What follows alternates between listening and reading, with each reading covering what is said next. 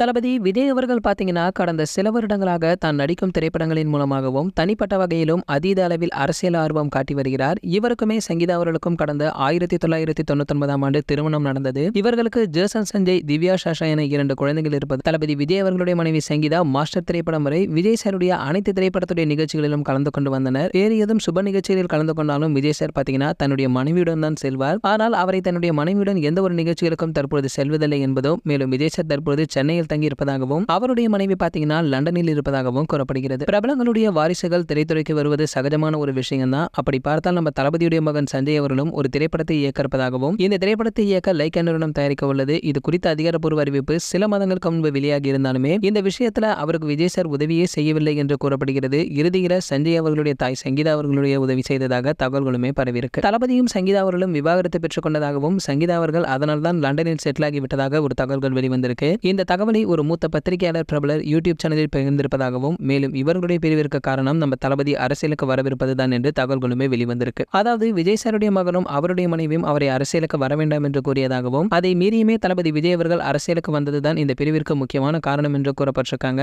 ஆனால் இது குறித்த அதிகாரப்பூர்வ தகவல்கள் எதுவுமே இதுவரை வெளிவரவில்லை. சரி, ஓகே, இது போன்ற சினிமா பிரபலங்களை பற்றி நீங்க உடனே தெரிஞ்சுக்க நம்மளுடைய செய்தி துளிகள் நம்ம சேனலை சப்ஸ்கிரைப் பண்ணிக்கங்க. பக்கத்தில் உள்ள பெல் ஐகானை கிளிக் பண்ணிட்டீங்கன்னா நீங்க நம்ம வீடியோவை மிஸ் பண்ணாம பார்க்கலாம்.